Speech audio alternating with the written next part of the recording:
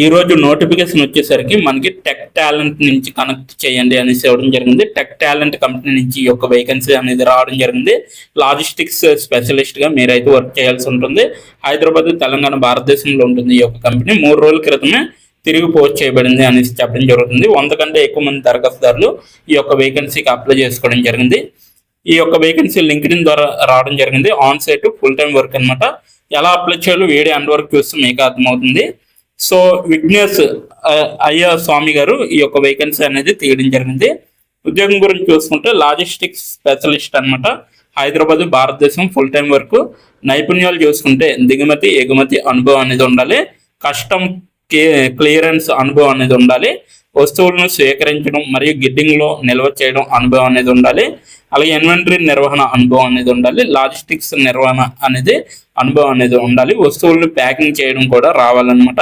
రసాయన ఉత్పత్తులు మరియు బ్యాటరీలు వంటి వాటి నిర్వహణలో అనుభవం ఉన్న వారికి ప్రాధాన్యత ఇవ్వబడుతుంది అనేసి క్లియర్ గా చెప్పడం జరుగుతుంది. బీటెక్ అర్హత ఉన్న వాళ్ళకి ప్రాధాన్యత ఇవ్వబడుతుంది అనేసి కూడా చెప్పడం జరుగుతుంది. ఇన్బౌండ్ వస్తువులు వచ్చేసరికి ఇక్కడ ఖచ్చితత్వం, పరిమాణం మరియు నాణ్యత కోసం ఇన్కమింగ్ షిప్మెంట్లను తనిఖీ చేయడం మరియు ధృవీకరించడం రావాలి. నష్టాన్ని తనిఖీ చేయండి, వ్యత్యాసాలను నివేదించండి మరియు రికార్డింగ్లను నవీకరించండి అనేసి చెప్పడం జరిగింది. ఏవైనా అసమతుల్యతలను లేదా సమస్యల కోసం కొనుగోలు లేదా సరఫరాదారుల్లో సమన్వయం చేసుకోండి అనేసి చెప్పడం జరుగుతుంది. అందుకున్న వస్తువులకు తగిన విధంగా లేబుల్ మరియు ట్యాగ్ చేసే విధంగా ఉండాలి. వస్తువులను తగిన నిల్వ స్థానాలకు తరలించారని నిర్ధారించుకోవాలన్నమాట. స్వీకరించే ప్రాంతం యొక్క పరిశుభ్రత మరియు సంస్థను నిర్వహించే విధంగా ఉండాలి. రసీదు సమాచారంతో జాబితా వ్యవస్థలను నవీకరించే విధంగా ఉండాలన్నమాట. అన్లోడ్ మరియు నిర్వహణ సమయంలో భద్రత మరియు నాణ్యత ప్రమాణాలకు పాటించే విధంగా ఉండాలన్నమాట. వస్తువుల కదలిక మరియు సమన్వయం అనమాట. లాజిస్టిక్ రవాణా మరియు గిడ్డింగ్ కార్యకలాపాలకు ప్లాన్ చేసే విధంగా ఉండాలి మరియు వాటిని నిర్వహించే విధంగా ఉండాలి. విక్రేతలు, సరఫరాదారులు, సరుకు రవాణాదారులు మరియు అంతర్గత బృందాలతో సంబంధాలు పెట్టుకునే విధంగా ఉండాలి. సమయానికి డెలివరీని నిర్ధారించే విధంగా పికప్లు మరియు డెలివరీలను షెడ్యూల్ చేసే విధంగా ఉండాలి. ఖర్చు తగ్గించడానికి మరియు సామర్థ్యాన్ని మెరుగుపరచడానికి రవాణా మార్గాలను ఆప్టిమైజ్ చేసే విధంగా ఉండాలి. అన్ని లాజిస్టిక్స్ కార్యకలాపాలకు ఉదాహరణ ఇన్వాయిస్లు, కస్టమ్స్, పేపర్లు మరియు ప్యాకింగ్ జాబితాలు, డాక్యుమెంటేషన్ నిర్వహించే విధంగా ఉండాలి. వస్తువుల సజావుగా కదలికను నిర్ధారించడానికి సరుకులను ట్రాక్ చేసే విధంగా ఉండాలి. మళ్ళీ ట్రేస్ చేసే విధంగా ఉండాలి. ఆలస్యం, నష్టాలు లేదా డెలివరీ వైఫల్యాలు వంటి లాజిస్టిక్స్ సంబంధిత సమస్యలను పరిష్కరించండి. చట్టపరమైన మరియు నియంత్రణ రవాణా అవసరాలకు అనుగుణంగా ఉండేలా చూసుకోండి అనేది చెప్పడం జరిగింది. అలాగే బయటకు వెళ్ళే వస్తువులు వచ్చేసరికి అమ్మకాలు లేదా డెలివరీ ఆర్డర్లు ఆధారంగా షిప్పింగ్ కోసం ఆర్డర్లను ఎంచుకోండి అనేది చెప్పడం జరుగుతుంది. ప్యాకింగ్ చేయండి మరియు సిద్ధం చేయండి అనేసి చెప్పడం జరుగుతుంది.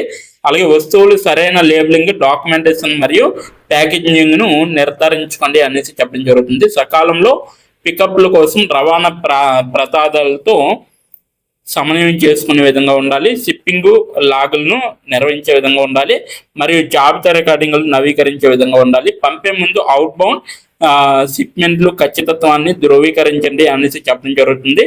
చివరి నిమిషంలో ఆర్డర్ మార్పులు మరియు అత్యవసర డిస్పాచ్లను పరిష్కరించే విధంగా ఉండాలి. సో ప్యాకేజింగ్, మెటీరియల్స్ మరియు టూల్స్ తనిఖీ చేసే విధంగా నిర్వహించే విధంగా ఉండాలి.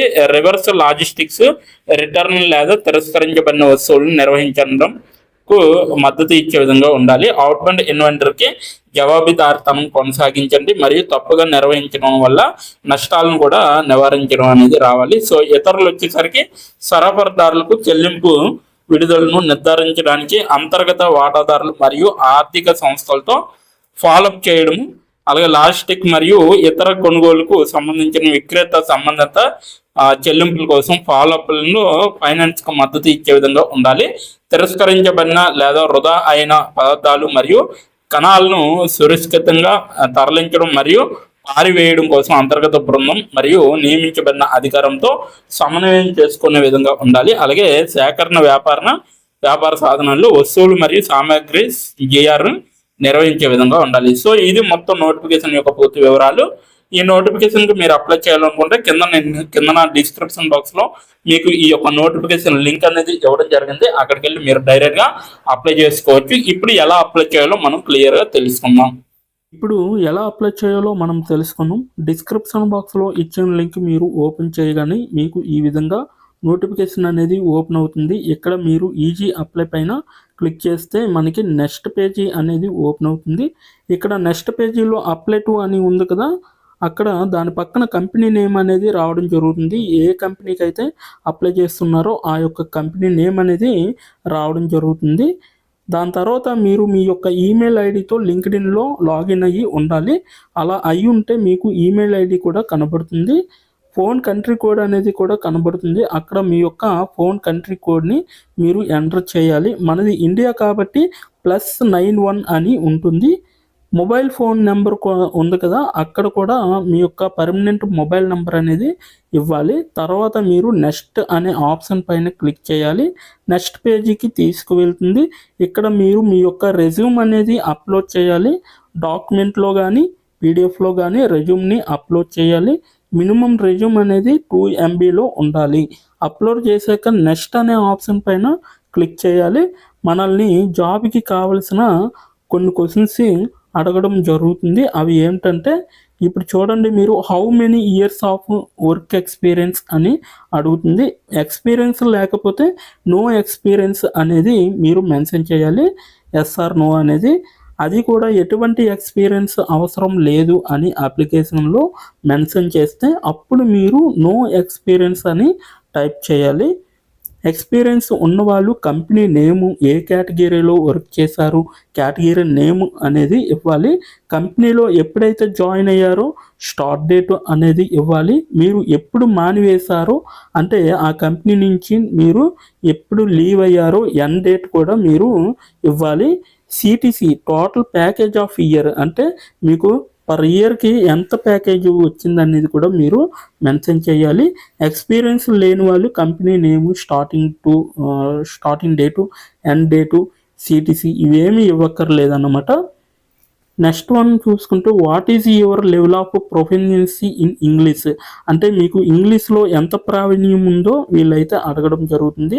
ఎక్సలెంట్ అయితే ఎక్సలెంట్, గుడ్ అయితే గుడ్, యావరేజ్ అయితే యావరేజ్, బిలో యావరేజ్ అయితే బిలో యావరేజ్, ఇలా ఇచ్చిన పాయింట్స్లో ఏవో ఒక ఆప్షన్ని మీరు సెలెక్ట్ చేసుకొని మీరైతే అక్కడ మెన్షన్ చేయాలి. నెక్స్ట్ పాయింట్ చూసుకుంటే హౌ మచ్ శాలరీ ఎక్స్పెక్టేషన్స్, ఈ కంపెనీ నుంచి మీకు ఎంత శాలరీ కావాలనేది అడగడం జరుగుతుంది. అది కూడా మీరు మెన్షన్ చేయొచ్చు. నెక్స్ట్ పాయింట్ చూసుకుంటే how did you see this job అంటే మీరు ఈ జాబ్ని ఎక్కడి నుంచి చూసారో అని అడగడం జరిగింది. సో మీరు యూట్యూబ్ అయితే యూట్యూబ్, ఫేస్బుక్ అయితే ఫేస్బుక్, ఇన్స్టాగ్రామ్ అయితే ఇన్స్టాగ్రాము, లింక్డ్ఇన్ అయితే లింక్డ్ఇన్, నౌకరీ అయితే నౌకరీ. సో ఈ 4 అంటే ఈ 5 రకాలలో మీరు ఎక్కడి నుంచి అయితే ఈ యొక్క జాబ్ పోస్టింగ్ని చూసారో సో అది మీరు మెన్షన్ చేయాలి. నెక్స్ట్ వన్ వచ్చేసరికి మీకు బ్రీఫ్ యువర్ సెల్ఫ్ ఇంట్రడక్షన్ అని ఉంటుంది. అక్కడ మీరు ఒక 5 or 10 లైన్స్ మీకోసం మీరు రాస్తే సరిపోతుందన్నమాట. ఫైనల్గా మీరు సబ్మిట్ యువర్ అప్లికేషన్ ఆప్షన్ పైన క్లిక్ చేస్తే మీ అప్లికేషన్ అనేది కంపెనీ వాళ్ళకి చేరుతుంది. మీ రెజ్యూమ్ని చూసి అలాగే మీ స్కిల్స్ని చూసి మీ డీటెయిల్స్ అన్నీ చూసి డైరెక్ట్గా మిమ్మల్ని కాంటాక్ట్ అవ్వడం అనేది జరుగుతుంది. లేదా మీరు ఇచ్చిన ఈమెయిల్కి ఇంటర్వ్యూ మెయిల్ పంపడం జరుగుతుందన్నమాట. అలాగే మీరు ఎప్పటికప్పుడు మీ యొక్క ఈమెయిల్ని చెక్ చేసుకోవాలి.